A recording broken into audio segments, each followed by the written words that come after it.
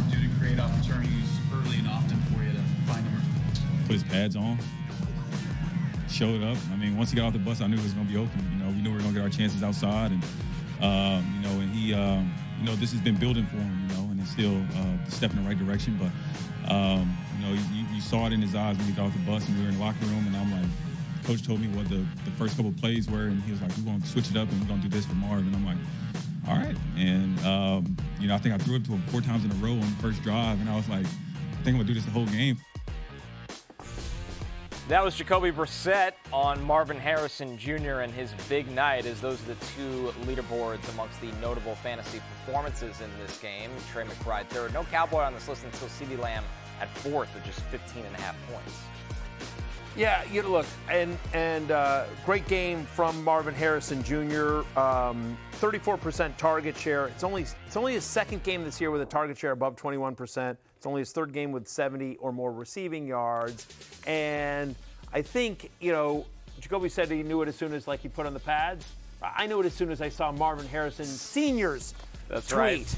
Right? So here you go at Sleeper AZ Cardinals, quote, "What I do know is you can put Marvin Harrison Sr. in my prime in Arizona right now, and guess what happened? Canton, Ohio is going to send me a prepaid envelope and say, could you please send that jacket back?" That's via Josh Weinfuss, who covers the Cardinals for ESPN. So, yeah, Marvin Harrison Sr.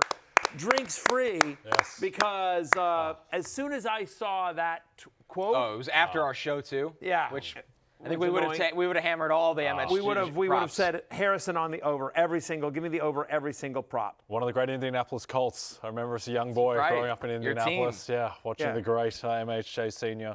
But no, look, the funny thing is okay, MHJ is now broken out. He looked fantastic. He's probably going to get a new quarterback next week. And so what does he look like with Kyler Murray? Because the connection there is clearly with Jacoby Brissett, but we haven't seen it with Kyler to nearly the same extent.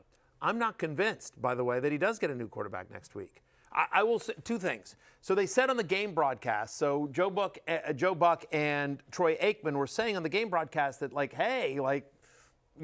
they may not go to Kyler. Again, game broadcasters will talk to each of the coaches, and they sort of are couched in what they say. But reading between the lines, it felt like to me, again, I have no inside information. I'm just going off of what I heard Joe and Troy say on the air last night.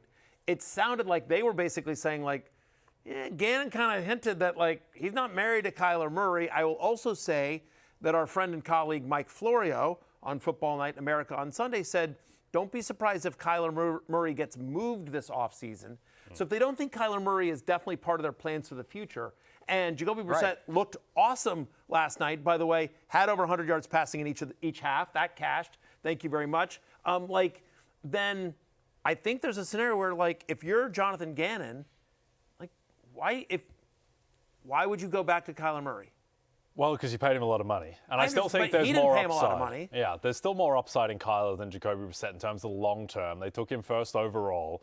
The other thing, too, is that if you announce that Jacoby Brissett is your starter going forward, well, next week they play the Seahawks in Seattle. So I'm not sure that's going to be a great setup. I think if you wanted to move on from Kyler Murray, you almost want to bring Kyler back for this game against the Seahawks. But we'll see. I mean, Gannon has been fairly steadfast in saying that Kyler is the starter when he's healthy. He's just not healthy at the moment. But, yeah, it is a little strange that this is – I mean, there was rumors that Kyler was going to be back 3 weeks ago. It's kind of like J.J. McCarthy, Arizona style. Right, where each week it changes a little bit. Yeah. Yeah, I don't know. I'm just saying, by the way, if Jacoby Brissett's out there in your league and you need a quarterback, I wouldn't mind just grabbing him and just to see, because, again, we've seen this, he's going to be aggressive throwing the ball. They have some nice weapons, obviously, in Harrison and McBride. And so I'm just saying, I think there's a non-zero chance that Kyler Murray is healthy next week, but not the starting quarterback of the Arizona Cardinals. Hey, it's Matthew Berry from NBCSports.com and RotoWorld.com, and I want to thank you so much for watching whatever it is you just watched, or if nothing else, being too lazy to click out of the autoplay after this video started, after whatever it is you actually wanted to watch finished. But now that you're here, I'd like to take a moment here to ask you respectfully now, okay? I'm asking you respectfully to subscribe to the NFL on NBC YouTube channel. You'll get the latest RotoWorld fantasy news headlines, all sorts of great shows, including my own Fantasy Football Happy Hour. So go subscribe now. Again, I'm asking respectfully.